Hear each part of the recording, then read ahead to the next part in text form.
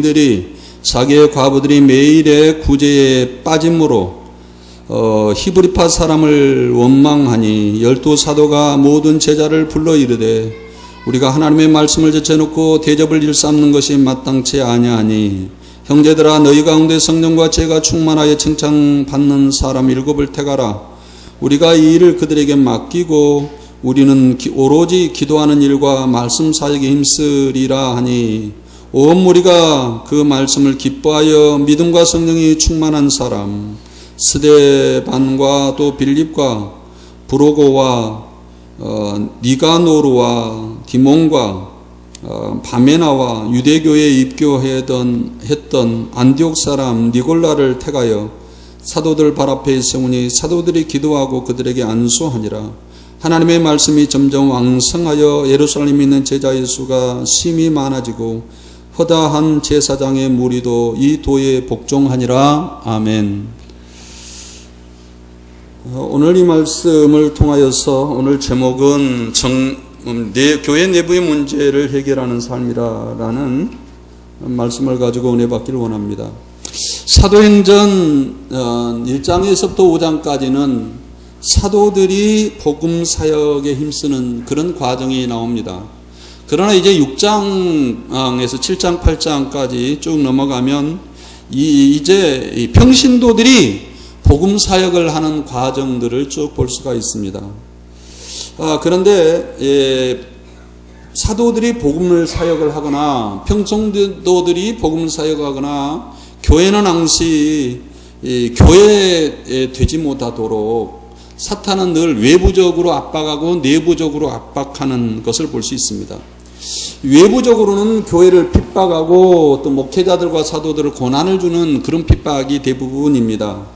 그러나 교회 내부에는 교회를 교회되지 못하도록 하는 두 가지의 정책이 있는데, 사탄의 정책이 있는데, 그것은 뭐냐면 교회의 거룩성을 훼손시키는 거예요. 교회의 거룩성을 훼손시키는데 가장 중요한 것은 거짓된 신앙입니다. 사람들이 볼 때는 이거 진짜의 신앙 같은데 하나님 볼 때는 그게 가짜의 신앙이 많거든요. 바리새인과 서기관들은 열심은 있었어요. 그러나 그 마음속에는 외부로는 경건과 삶이 풍성했는데 그 마음은 회칠한 무덤같이 마음속의 시기와 또 세상을 향한 욕심과 이런 것으로 같이 가득해서 너희는 회칠한 무덤 같다. 회를 칠하는 무덤 뭐냐면 회가루를 옛날에 외국에 가면 하얀 회가루를 칠해 놓습니다. 벌레들이 많기 때문에. 그러나 그 안에는 날씨가 덥기 때문에 썩은 시체가 냄새나는 것이 가득하는 이 무덤과 같다라고 바리새인과 서기관들을 향하여서 예수님께서 말씀했습니다. 이들이 예수님이 오시기 전까지 교회를 얼마나 교회되지 못하게 만드냐, 성전을 더럽히는 그런 행위를 해서 예수님께서 예루살렘의 성전을 청결케 하는 사건들을 우리는 주로 볼 수가 있습니다. 그런데 예수님이 부활하시고 나서 이제 교회가 교회되도록 해야 되는데 그 교회 역시 바나바와 아나니아 섭비라를 통하여서 거짓 성도가 교회를 주는 영향력과 진짜의 신자가 교회에 주는 영향력을 아주 잘 이 앞전에 비교를 해놨습니다. 그것이 뭐냐면 거짓 성도는 아나니아와 삽비라인데 그들은 성령의 충동을 받고 성령의 내주하심으로 인하여 거듭났지만은 그들은 성령이 주는 생각을 끝까지 삶의 열매로서, 교회의 열매로서, 공동체의 열매로서 드러내지는 못했어요. 중간에 어떤 생각을 품게 된 인간적인 생각과 세상적인 생각으로 가득했습니다. 내가 교회에서 신자로서 인정을 받아야 되겠고, 또 하나는 정말 내 가정에서도 이 하나님을 의뢰하지 않냐고, 내가 이거 돈 얼마를 감춰놓으면 이것 갖고 내가 먹고 사는데 충분하게 살 수 있어 라는 이런 이기적인 생각이 마음속에 충만함으로 자기가 교회 안에 작정했던 헌금들을 하지 않냐고, 약속했던 헌금들을 하지 않냐고, 그것을 일부를 감춰가지고 자기의 생활을 위해서 감춰뒀을 때에 교회는 이 사람이지 모르지요. 이 사람이 헌금을 많이 하고 열심이고 그리고 자기 재산을 다 팔았다고 사도들 앞에 갖다 놨기 때문에 교인들은 그게 가짜 신자인지 진짜 신자인지 모르는 거예요.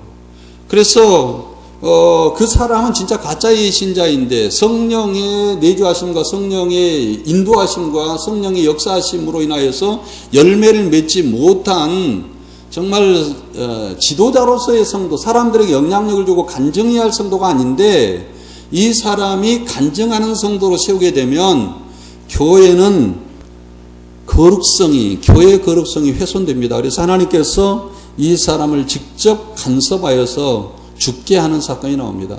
이 죽게 하는 사건은 이스라엘의 역사를 보면 하나님께 벌을 받았다라고 하면 자기 친척에게나 자기 자식들에게나 자기 아내에게 알리지 않습니다. 3시간 안에 일단 시신을 처리하는 것이 기본 룰이었어요. 그래서 사도 베드로가 책망을 하고 어떻게 거짓으로 사탄이 내 마음속에 가득하여서 세상 마음이 가득해서 네가 이렇게 행하였느냐고 하고 했었을 때에 영혼이 떠났지요. 영이 떠나면 죽음, 사망인데 지옥에 가는 건데 영혼이 떠났습니다. 그래서 그 사람은 지옥에 가지 않지만 교회의 거룩성을 아주 철저하게 훼손시키는 사람 중에 하나가 되었다라는 거예요. 그래서 교회의 거룩성을 교회에서 훼손하는 사건이 있고, 또 하나는 교회를 하나 되지 못하도록 하는 그 교회 분열의 역사입니다. 교회 분열이 또 교회되지 못하게 하는 두 가지가 있는데, 교회는 우리 한국에는 끊임없이 교회가 교회되지 못했기 때문에 교회가 교회의 기능을 하지 못하고 성도가 교회의 교인으로서 기능을 하지 못하기 때문에 교회는 끊임없이 분열의 역사를 거듭해왔습니다. 그래서 한국의 교단은 엄청나게 많습니다. 한국의 교단이 야간 80몇 개 교단으로, 공식적인 교단이 80몇 개 교단이고 실제로는 200개의 교단이 넘어갈 정도로 교단이 많은 이유가 이런 교회가 교회의 기능을 하지 못하고 성도가 교인으로서의 기능을 하지 못함으로 인하여서 생겨나는 폐단이라 이렇게 말할 수가 있겠습니다. 그런데 이 예루살렘의 교회는 하나 되지 못했던 이유가 뭐냐면 예루살렘의 교회가 두 분류의 성도가 있었어요. 하나는 헬라파 유대인들이었습니다. 헬라파 유대인들이, 이 사람들은 어떤 사람이냐면 각 나라에서 이스라엘이 일본에게 우리가 앞잡이 되어서 일본 사람들이 정신대로 노동자로 끌려갔던 것처럼 이 이스라엘 사람들을 각 나라에 이렇게 전쟁에서 이겼던 나라들이 끌려가서 포로가 돼서 그쪽에 살아가는 사람들이에요. 그때의 언어가, 그들이 쓰는 언어가 헬라라는 언어를 사용하고 있었어요. 근데 예루살렘의 교회에서 사용하는 용어는 아랍어, 히브리어를 사용하고 있었습니다. 그래서 헬라파 유대인들은 나이가 많은 사람들이에요. 왜냐하면 흩어져 가지고 예루살렘에 와서 이 사람들이 죽기 위해서, 예수님이 예루살렘에 오시면, 예수님이 초림하게 되면 예수님 빨리 맞이해야 되겠다라고 생각해서 갈멜산 주위에 모여들어서 거기에서 예수님을 맞이하려고 하는 나이가 든 은퇴자들이 많았습니다. 그래서 거기에 은퇴자들은 남자가 옛날에도 수명이 짧았어요. 지금도 남자가 수명이 짧습니다. 그런데 이때 당시도 남자의 수명이 보통 열 몇 살이 빨리 죽는 사건이 있었는데, 그렇게 나이든 헬라파 과부들이 많이 생길 수밖에 없죠. 근데 예루살렘의 교회는 아람어, 히브리어로 지금 설교를 하고 히브리어로 소통을 하고 있기 때문에 헬라어를 사용하는 헬라파 유대인 과부들은 소외될 수가 없었어요. 교회에서 소외될 수가 없어요. 그래서 말이 잘 통하는 사람들끼리 서로 나누는데, 이때 당시에 경건의 사람들의 모습이 있었습니다. 우리가 경건의 사람의 모습은 한국에는 왜곡돼서 열심히 민다지거나 이런 것으로 경건의 사람을 표시를 하는데, 실제적으로 예수님의 당시 때는 경건의 사람들은 매일 구제한 일에 힘쓰는 사람들이 경건의 사람들이었어요. 이 경건의 사람들은 이때 당시의 전통이 뭐냐면 일주일에 한 번씩 가난한 사람들에게 옷을 사줬어요. 그리고 매일 가난한 사람들 자기 집에 데려다가, 교회에서 하는 것이 아니라 자기 집에 데려다가 음식을 먹였어요. 그러니까 한 끼 정도는 매일 음식을 제공했다고 생각해야 됩니다. 매일 음식을 제공하고 일주일에 한 번씩은 옷을 사주고, 이런 모습이 유태인들이 경건의 사람으로서 살아가는 모습이었어요. 그랬는데 이렇게 되다 보니까 사도들도 일주일에 한 번 정도 옷을 사줬고 사도들도 매일 구제에 빠졌습니다. 그러다 보니까 헬라파 유대인들이, 헬라파 여자들이 교회 오면 아람어를 쓰고 히브리어를 쓰니까 자기들이 가지를 않는 거예요. 그러나 가난하게 사는 거예요. 왜냐하면 은퇴하고 예루살렘에 돌아왔기 때문에 가난할 수밖에 없는 겁니다. 그리고 남편은 죽었지. 그러니까 진짜 가난한 거예요. 근데 이 사람들을 데려다가 밥을 먹이고 옷을 사줘야 되는데 예루살렘의 교회가 이 사람들을 아마 소외했던 것 같아요. 그래서 교회가 헬라파 사람들과 히브리파 사람들이 두 쪽으로 이렇게 나눠주면서 히브리파 사람들에 대해서 구제해서 죄가 되니까 빠졌기 때문에 오늘도 1절에 보면 그때 제자가 많아졌는데 헬라파 유대인들이 자기의 과업들이 매일 구제해서 빠졌어요. 구제의 대상에서 죄된 것을 보고 히브리파 사람들을 원망하기 시작했던 겁니다. 그러니까 이게 교회가 하나가 되고 교회가 거룩해야 교회가 교회되는 겁니다. 교회가 교회되지 못할 때는요, 정말로 교회는 너무 많은 추한 모습이 드러나요. 교회는 너무 많은 사람들의 상처를 주고 교회가 교회되지 못할 때는 많은 사람들이 갈등을 느끼는 거예요. 여기에서 에너지가 충전이 되고 여기에서 정말 삶의 의욕을 되찾고 삶이 회복이 되고 은혜가 넘치고 이런 교회가 아니라 교회가 거룩성을 잃어버리고 교회가 하나 되지 못할 때는 정말 교회에 오면 죽을 맛입니다. 목회자도 마찬가지, 성도도 마찬가지고 교회는 정말 교회가 교회돼야지 교회가 교회되지 못할 때 오는 그 부작용은 대단했던 것 같아요.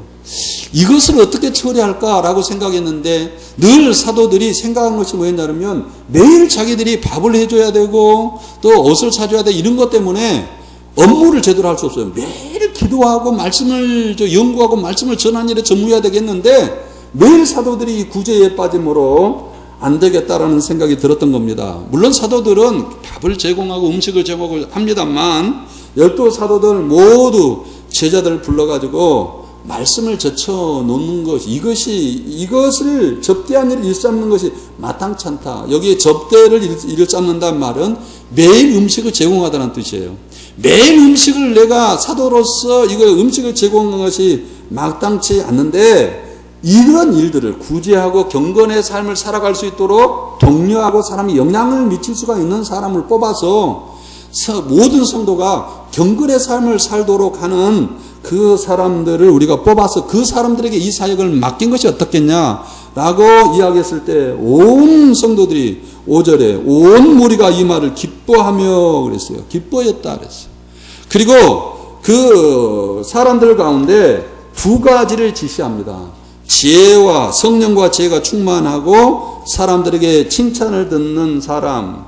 근데 여기에서 하나님과 관련된 것이 뭐냐면 하나님과 내가 가까이 있다.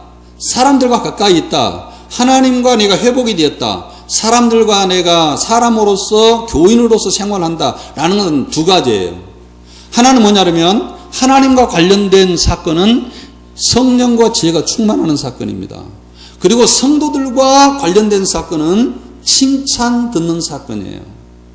이것이 두 가지가 겸비한 사람이 교회에 경건 운동을 할 때, 다시 말해 구제에 빠지고 성도들에게 경건 운동을 일으킬 때 교회가 큰 힘을 받기 때문에 이 두 가지의 사람들에게 교회 경건 운동을 일으켰던 것 같아요. 한국 교회 경건 운동은 잘못된 것도 많이 있습니다. 사실은 굉장히 잘못된 것 같아요. 성령 충만하고 지혜가 충만하지 못한 그런 경우가 참 많이 있는데 이 한국 교회 경건 운동은 왜곡됐다 이렇게 말할 수가 있어요. 사람들과의 관계가 없어요. 오로지 나는 하나님과의 관계. 하나님과의 관계도 좋은 관계가 아니에요. 왜곡된 관계예요. 여러분들이 첫째는 성령이 충만하다. 하나님과 관계에서 두 가지인데요. 성령이 충만해야 되고 지혜가 충만해야 하나님과 관계가 올바릅니다. 근데 성령이 충만하다라고 우리가 성령이 충만하면 성령이 충만하는 결과는 뭐냐면 성령에게 철저하게 지배를 받게 되는데 지배를 받게 되면 나의 욕망과 죄성과 이런 것들이 성령이 충만하면 성령의 지배를 통하지 이것들이 다 사라지면서 해야 되는데, 한국교회의 성도들이 성령이 충만한 사람들 보면 상식이 안 통합니다. 좀 상식이 통했으면 좋겠는데, 성령이 충만한 은혜가 충만한 사람들 보면 상식이 통하지 않아요. 극단적인 신앙이 좋은 신앙생활이라고 해요. 그래서 너무 극단으로 가고 있습니다. 그런데 그 이유가 뭐냐면, 성령이 충만하다라는 것은요, 두 가지 이유 때문에 그런 거예요. 첫째는 성령이 충만한 것은 매일 성령이 충만하다. 여기서는요, 현재 매일 성령이 충만해야 되는데, 한국교회는 매일매일 성령이 충만한 것이 아니라 어떤 집회에 갔거나 어떤 은혜를 받았거나 그때 성령이 충만해가지고 그것으로 인하여 성령 충만함을 유지하여 살아가다 보니까 거기에 내 욕심이나 내 생각이나 다른 사람들을 그 마음을 이해하고 아파하고 이런 생각이 전혀 없는 거예요. 다른 사람을 정죄하고 판단하고 헤아리고, 성령이 충만하면요 그렇지 않습니다. 다른 사람을 경건에 빠지게 되고 불쌍하게 여기게 되고 하나님의 마음을 갖고 예수 그리스도의 마음을 갖게 되고, 그 사람을 매일 음식을 제공하고 옷을 제공하면서 정말 하나님의 사랑을 드러내야 되는데, 한국교회는 그렇지 않아요. 한국교회 경건한 사람들은 첫째 특징이 뭐냐면 정죄에 빠져요. 정죄. 다른 교회나 다른 성도들은 은혜가 없고, 다른 사람들은 성령 충만하지 못하고 진리를 알지 못하고, 이런 쪽으로 빠진 극단주의에 빠지면서 자기 정체성을 회복하려고 하는 아주 나쁜, 정말 이건 바리새인, 구약의 그 바리새, 예수님 당시 때 바리새보다 더 바리새적인 그런 모습들을 교회 안에 보이게 되는 거예요. 왜요? 매일 성령 충만할 수가 없는 사람들이기 때문에 그렇습니다. 매일 성령 충만하면 그렇지는 않아요. 또 또 하나의 문제는 뭐냐면, 성령이 충만한 사건은요, 하나님이 성령이 나를 다스리고 나를 지배할 때 어느 날 갑작스럽게 나에게 말씀을 줘가지고 말씀으로 나를 지배한 것이 아니라 내 안에 있는 말씀, 내가 말씀을 많이 가지고 있으면, 창세기부터 요한계시록까지 모든 말씀을 내가 가지고 있으면 그 말씀을 가지고 성령이 나를 지배하고 다스리거든요. 그것이 성경 전체의 성령의 지배 사건, 좀 이따가 내가 이제 성령의 사건에 대해서 좀 말씀을 좀 더 드리겠습니다만은, 그런데 한국교회는 말씀이 없어요. 말씀이 하나밖에 없는 사람이 성령 충만을 받았어요. 뭐냐? 가서 복음을 전하라 라는 말 하나밖에 내 마음속에 없어요. 그래서 성령 충만하면 이 사람은 나가서 성령 충만하면 쫙 다른 거 다 필요 없고 말씀 전하고 집행개치고 말씀 전하는 가서 예수천당 하는 사람으로 바꿔지게 되는 거예요. 그죠? 또 어떤 이런 사람이 만약에 목사가 말씀이 마음속에 하나밖에 없는데 그 사람이 성령 충만 받았다. 그럼 완전히 교회는 왜곡된, 교회가 교회다운 것이 아니라 왜곡된 길로 가게 되는 거죠. 어떤 사람이 능력이 다르고 사업이 잘 되고 형통하고 이런 것이 자기의 말씀이 내재해 있다. 그래서 성령 충만하면 그것이 드러나게 돼 있어요. 그러면 이 사람은 사업적인 마인드로, 이 성공적인 마인드로 충만해가지고 다 성공이 하나님의 은혜 가운데 살아가는 것이다. 이런 식으로 왜곡시킬 가능성이 높다라는 거예요. 그렇기 때문에 성령 충만의 아주 중요한 사건은 말씀이 내 속에 내재한 걸 통하여 성령이 나를 지배하고 다스린다라는 것을 이해를 해야 되는데, 이걸 이해하지 못할 때, 이게 성경을 많이 알아야 됩니다. 성경을 많이 요한계시록부터 요한계시록까지, 창세기부터 요한계시록까지 성경을 충만하게 할 때 성령이 내 속에 역사하면 어떤 결과가 맺혀지냐면 사랑과 온유와 충성과 이런 9가지 열매가 내 안에서 맺혀지게 돼 있어요. 근데 이 성령에는 인격적인 9가지 열매, 세 가지로 나옵니다만, 사랑과의 관계, 하나님과의 관계, 그리고 그 여러 가지 관계로 이렇게 나누게 되는데, 그런 관계에 말씀이 내 안에 내재되어 있지 아니한 사람들이, 정말 아주 무식한 사람들이 성령 받으면 이건 상식이 안 통합니다. 상식이 안 통하고 성경도 안 통하고 하나님도 못 말리고 목사도 못 말리고요.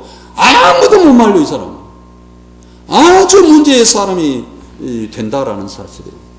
그래서요, 성경은 항상 하나님 성령의 사건을 이야기할 때 성령과 죄가 충만한, 성령과 지혜. 항시 하나님과에 관련돼서 성령과 지혜라는 말을 하고 있다는 거예요. 한번 보겠어요.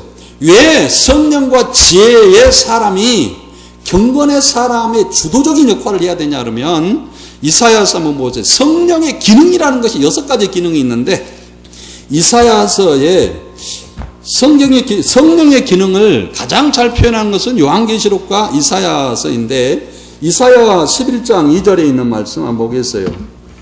그 예수님에게 성령이 입힌 사건이 이사야 2장에 나오는데요. 이새의 줄기에서 이사야서 11장 1절에 있는 말씀 제가 봉독하기. 이새의 줄기에서 한 싹이 나며 그 뿌리에 한 가지가 나서 결실할 것. 이새의 줄기에 한 싹이 나면 누구예요? 예수 그리스도. 예수 그 뿌리에서 한 가지가 났어. 이새의 줄기, 다윗의 줄기에서 뿌리가 났는데 그것이 뭐냐? 결실했는데 그 사람이 예수 그리스도인데 그 이후에 예수님 이후에 여호와의 영 성령이 임하는데 지혜와 총명의 영이요 모략과 재능의 영이요 지식과 여호와를 경외의 영이 강림했다. 예수님이 성령을 받는 사건은 첫째는 뭡니까? 지혜와 총명의 영이에요. 지혜와 총명의 영. 성령은 지혜를 떠나서는 성령과 지혜는 같아요. 같습니다. 그러니까 이 지혜라는 말은 뭐냐면 호크마흐라는 뜻이에요. 호크마흐. 사물을 볼 때에 그 본성을 파악할 수가 있는 능력. 또 첫 번째로는 하나님의 인격과 하나님을 닮아 하나님을 알아가는 능력이에요. 이것이 지혜입니다. 그러니까 다윗이 성령을 충만을 할 때에 성령 충만하면 가장 먼저 나타난 것이 뭐냐면 지혜가 나타납니다. 다윗이요 성령이 충만할 때에 가장 먼저 나타나는 사건이 지혜가 나타났어요. 다니엘이 성령이 충만했습니다만 다니엘에게 나타난 사건 중에 가장 첫 번째 사건이 성령이 나타나는 사건이 하나가 뭐냐면 지혜가 충만했어요. 이 지혜가 그러니까 지혜는 뭐냐면 하나님께 경배하고 하나님을 영화롭게 하고 하나님을 알고 하나님을 기쁘게 하는 그런 본성적인 것도 있고 또 자기를 너무나 자빠요. 사람을 자쁘고 자기를 자쁘고 자기의 죄성을 파고 자기의 본능을 파악을 해서 여호와를 의뢰하는 것이 이거 지혜예요. 이 지혜는요 그래서 성령에 충만하는 것은 지혜가 충만한 겁니다. 성령이 충만하면 고집이 충만하거나 이상 극단이 충만한 것이 아니에요. 성령은 곧 지혜고 지혜가 곧 성령이고 성령이 충만한 지혜가 충만해요. 그 다음은 뭐예요? 총명이에요. 총명. 지혜와 총명이에요. 총명은 지혜와 비슷한 건데 비나아드예요. 사물을 차이를 분별할 수가 있는 인격적인 지혜예요. 다시 말해서 이것은 빌립보서 1장 9절에 보면 사도 바울이 기도하는데 너희의 사랑을 모든 지식과 모든 총명으로 점점 풍성하게 하다. 그러니까 총명은 뭐냐면 사랑을 풍성하게 만드는 거예요. 여기 이사야서 2장에 11장 여기 접어놓고 빌립보서 한번 볼까요? 빌립보서 1장 9절에 있는 말씀 보세요. 빌립보서 1장 9절에 이 총명, 지혜에 비슷한 거 이 총명인데 이 총명의 기능이 있는데 빌립보서 1장 9절 한번 읽어봐요. 총명의 기능이 뭔가? 1장 9절 시작. 내가 기도하니 너희 사랑을 지식과 너희 총명으로 점점 사랑은 뭘로 풍성해진다고요? 하나님을 아는 지식과 아까 지혜와 뭘로요? 총명으로. 사랑은요 하나님의 지식, 하나님을 아는 지식으로 충만해야 사랑이 넘쳐요. 우리가 감정적으로 막 이 사랑을 하려고 그러는데 그렇지 않다라고 사도 바울은 이야기했어요. 내가 너희를 위해서 빌립보 교인들을 위해서 기도하는 것이 있는데 그것이 뭐냐면 너희가 하나님을 아는 지식과 하나님을 아는 지식에서 나온 그 총명으로 인하여서 너희에게 사랑이 충만해지기를 내가 원한다. 총명이 없으면 사랑이 없어요. 그러니까 여러분 생각해 보세요. 성령 충만하면 지혜가 충만하고 총명이 충만하면 그 결과가 뭐예요? 사랑이 충만합니다. 비판하지 않아요. 다른 사람 정죄하지 않아요. 그런데 한국교회는 진짜 성령이 왜곡됐다는 사실을 이런 것을 보면 정확하게 알 수가 있는 거예요. 성령이 충만하면 사랑이 충만하고 긍휼이 충만하고 온유가 충만하고 하나님의 집으로 인하여서 사람들에게 구제에 빠지고 이게 충만해야 된단 말이에요. 충만해야 돼. 근데 지혜가 없어요. 충명이 없어서 사랑이 무너집니다. 한번 또 봐봐요. 이사야서. 그 다음에 이사야서 2장. 지혜와 충명의 영, 모략과 재능의 영이에요. 여러분, 충명이 나오면, 지식에서 나온 것이 사랑이에요. 이게 하나님의 여호와를 경외하는 자식이 뭐냐면 사랑입니다. 충명의 자식이 뭐냐면 사랑이에요. 충명은 내가 사랑하고 충성하고 온유하고 살아갈 수가 있는, 식별할 수가 있는, 사랑을 식별하고 온유하고 충성하고 식별할 수 있는 능력을 길러준 게 총명이거든요. 총명이 없으면 내가 사랑하고 있는지 경건하고 있는지 이것을 몰라요. 이게 성령 충만하면 여호와를 경외하는 것이 충만하고 총명이 충만한데 내가 영적으로 살아가는지에 대한 분별력이 생기게 되는 것이 총명인데, 이 사람이 총명하다라고 이야기할 때 이 총명이 충만한 건데요. 그게 성령 충만한 사람이 나타난 겁니다. 세 번째는 모략과 재능이, 모략이라는 것이 뭐냐면 올바른 판단력이에요. 올바른 판단력. 그러니까 죄성을 가지고서는 올바르게 판단할 수가 없어요. 사람은요, 이 감정이 약합니다. 그리고 뭐냐면 나도 그런 경우가 참 많아요. 나도 호남 사람이기 때문에 야당 기질이 굉장히 많습니다. 근데 나에게 찾아오는 사람들은 다 여당인, 지금은 새누리당인가요? 한나라당. 거기에서 나에게 도와달라고 그러면 참 마음이 안 가요. 그런데 이번에 마음이 쫙 하나님께 바뀌어졌는데, 내가 이 사람도 듣고 역시 하나님의 사람이냐 호남 사람이냐 누구 당이냐 이것이 아니라 이 사람이 하나님의 사람이냐 하나님의 사람이 아니냐, 이것이 내 판단 기준인 것 같아요. 나는 내 안에 이런 모략의 신이 충만해야 되는데 늘 감정적이고 지역적이고 이런 것이 내 안에 생각이 있으므로 하나님의 성령이 말이죠, 성령의 능력과 성령의 지혜와 성령의 충명을 내가 내 감정으로 훼손을 시키더라고요. 이것이 얼마나 나에게 나쁜 영향을 미치는지, 내가 성령이 충만해야 되는데 올바른 판단을 못한다, 모략의 신이 나에게 없다, 그러면요 성령을 회방할 수밖에 없습니다. 하나님께서 지혜롭게 교회를 통치하시고 만물을 충만케 하고 교회 안에 이 정치를 충만케 하고 세상을 충만케 하는 충만의 역사가 훼손되더라고요. 훼손돼요. 그래서 얘가 가장 약점이 이건데, 하나님께서 우리 교회가 그랬잖아요. 그냥 옛날의 이야기인데 하여튼 정말 그런 것 때문에 이 편향적인 어떤 생각 때문에 이 성령께서 나에게 주는 지혜를 얼마나 내가 훼손했는지 어쩔 때는 막 그 가슴이 아플 때가 참 많아요. 내가 왜 이렇게 성령이 충만하고 지혜가 충만해야 되는데 이런 걸 통하여서 성령의 지혜와 모략과 이 모략의 신이 나와 함께 하지 않냐고 내가 편향적인 길을 걸어가는 이것을 보고 내가 나에 대해서 너무나 실망할 때가 참 많았습니다. 이 총명의 모략과 재능의 신인데, 재능은요 올바른 판단을 하면서 그것이 아니다라고 걸어갈 수가 있는 힘, 능력이 뭐냐 그러면 재능이에요. 재능은 판단력과 함께 걸어가는 거예요. 이 힘이에요. 힘. 이것이 있어야 돼요. 그런 거 생각해 보세요. 성령이 충만하고 지혜가 충만하다. 그럼 뭐에다 충만해야 돼요?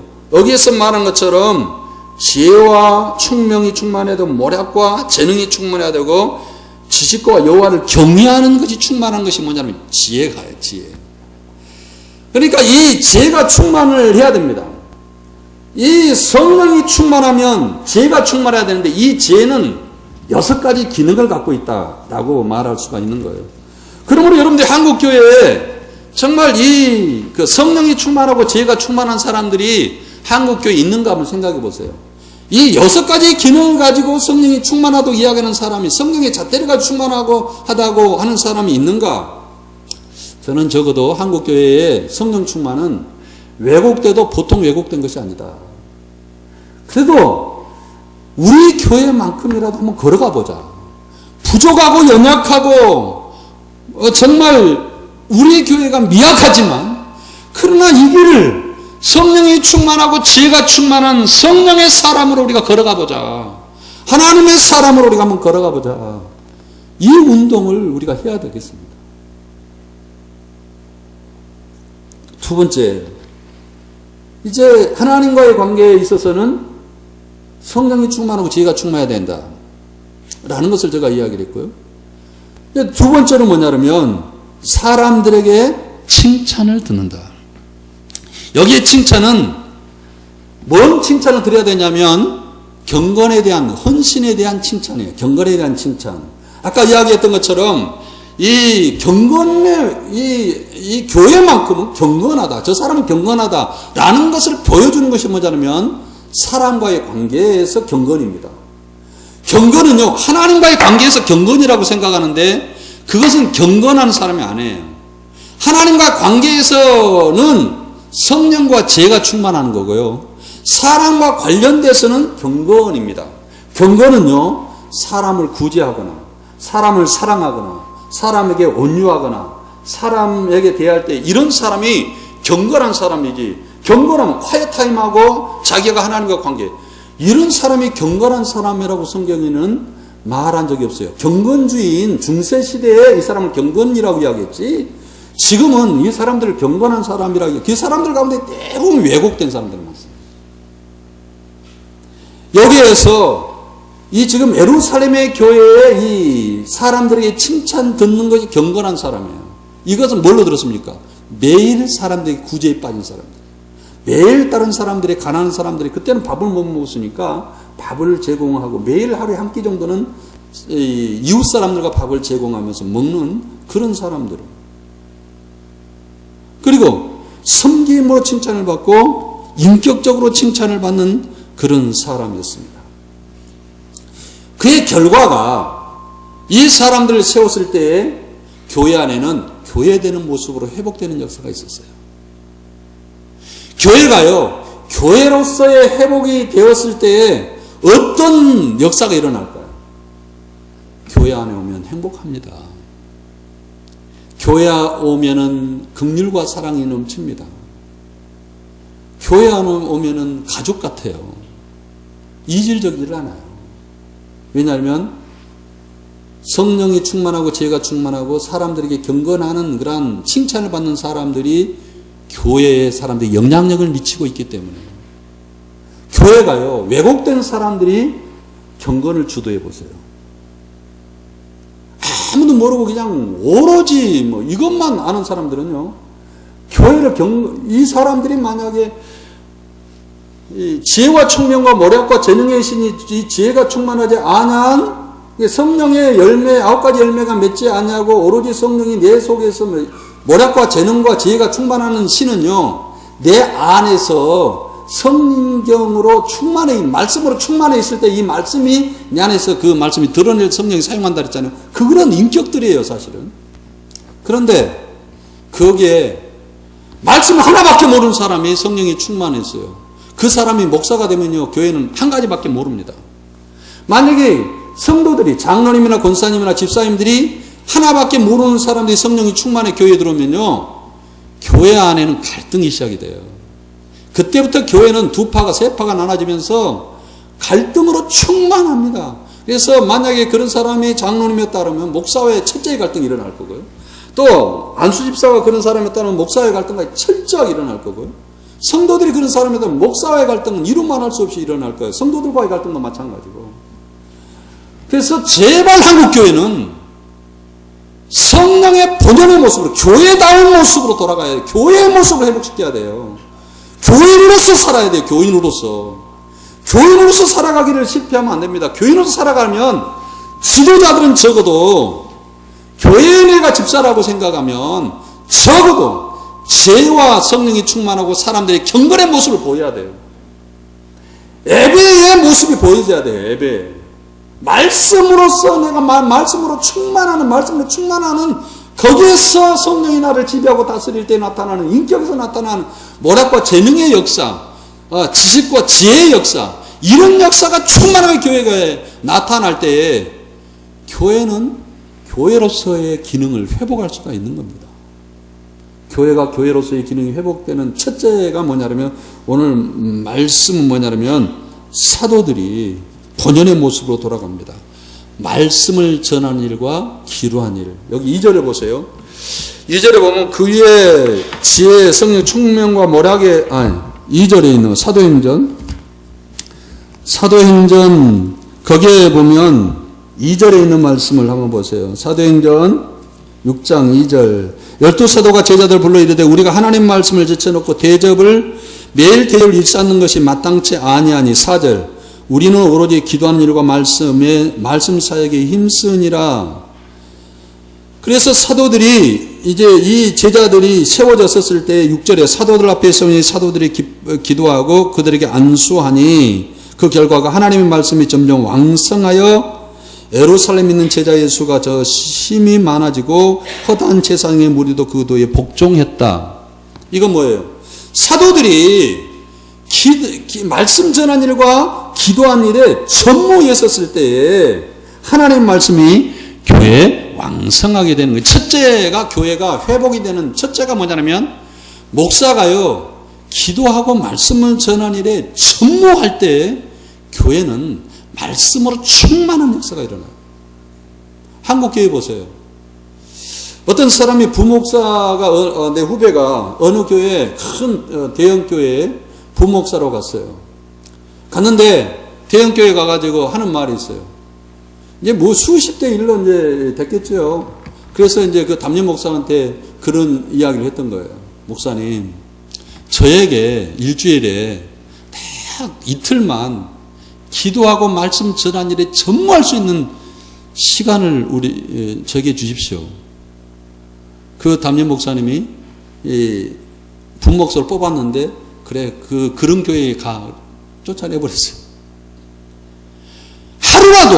하루라도 말씀 전한 일과 기도하는 일에 전무할 수가 없어요. 한국 교회가.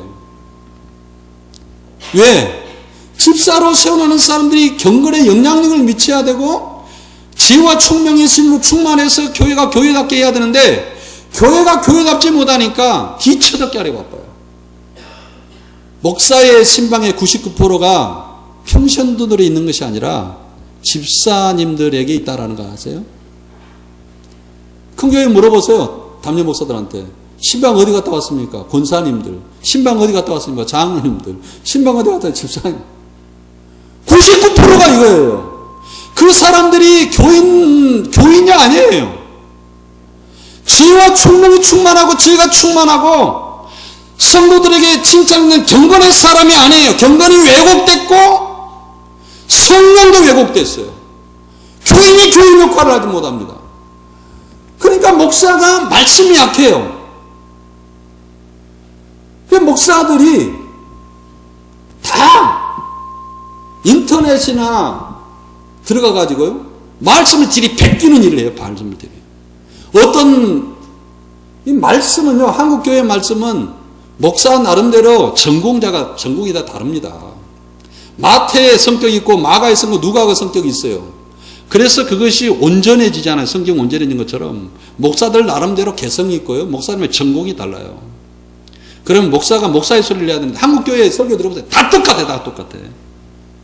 그래서 나는 들이베끼는 일을 안 하려고. 요거 좀 안 했으면 좋겠어요. 원문을 될 수 있는 일을 파악해서 이 뜻이 뭔가 이것을 하려고 진짜 무당이 돌아간대. 그것은요, 설교 한 편 준비하면 매일 하루에 5시간씩 빠져야 됩니다. 한국교회는 이미 탈선했다라고 생각해요. 다시 목사들은요, 기도하고 말씀드려요. 제가 가장 힘든 일이 뭐냐면, 여기에 보면 사도 바울은 기도와 말씀과 기도예요. 말씀이 기도를 만나야 되고, 기도가 말씀을 만나야 돼요. 그러니까, 기도가 먼저 나와요. 근데, 기도는 기도대로 말씀대로 놀면 여성들은 기도를 좋아하고요. 남자들은 말씀을 좋아해요. 왜냐하면 여성들은 대화를 좋아하니까. 남성들은 판단력이 좋아해요. 그러니까 성경의 판단을 굉장히 싸움합니다. 그래서 남자들은 기도하지 않고 여자들은 성경을 읽잖아요. 이 특징이에요. 성경을 깊이 몰라 여자들은. 남자들은 어느 정도 성경을 깊이 아는데 기도를 하잖아요. 저 같은 경우도 그런 것 같아요. 이제 우리 교인들을 위해서 한 2시간 정도는 엎드려 있어야 되는데 이거 어려워요. 정말 어려운 것 같아요. 저를 위해서 치고 또 무릎 꿇고 치고 무릎 꿇고. 그런데 이 기도의 전문 말씀은 내가 하루에 보통 아침에 6시부터 일어나가지고 새벽에 일어나면 6시부터 성경 공부를 하면 보통 2시, 3시까지는 충분히 성경을 읽습니다. 사실 그것은 몸에 배 있는데 기도는요, 아침에 1시간, 오후에 한 성경 보면서 1시간 정도 할까요? 그리고 저녁에 해야 되겠다라고 생각하는데 자요. 다듬을 생각하면서 자고 있어요. 기도 훈련하는데 정말 목사도 힘든데 성도들은 얼마나 힘들까 하는 생각이에요. 사랑하는 성도 여러분, 교회가요, 말씀과 기도에 이 예배 훈련이 철저하게 되어 있지 않으면 여러분들은 교인으로서 실패할 수밖에 없습니다. 우리 회복합시다. 목사는 말씀과 기도로 전무할 수 있도록 여러분들은 성령과 지혜가 충만하여 경건의 사람이 되는, 그래서 사람들이 칭찬을 받고 적의 경건이 다 영향을 미치는 사람으로 여러분들이 이 시간에 거듭나는 역사가 있었으면 참 좋겠어요. 할렐루야. 기도하겠습니다. 사랑과 은혜가 많으신 하나님, 교회가 교회답지 못했습니다. 교회가 성령이 충만하고 지혜가 충만한 직분자들이 사라졌습니다. 사람들에게 경건으로 칭찬받는 집사들이, 직분자들이 다 한국교회는 사라져 버렸습니다. 교회를 회복시켜 주시옵소서. 성령 충만하게 해 주시옵소서. 지혜가 충만하게 해 주시옵소서. 지혜와 총명의 신이, 모략과의 재명의 신이, 여호와를 경외하는 신이 우리 안에 충만케 하여서 하나님을 지혜로운 사람으로, 성령이 충만한 사람이 지혜로운 사람인 것을 한국교회가 보고 알도록 이 교회를 회복시켜 주시옵기를 원하고 소원합니다. 은혜를 더하여 주시옵소서. 불쌍히 여겨 주시옵소서. 교회답게 만들어 주시옵소서. 교인답게 만들어 주시옵소서. 예수님 이름으로 기도드렸습니다. 아멘.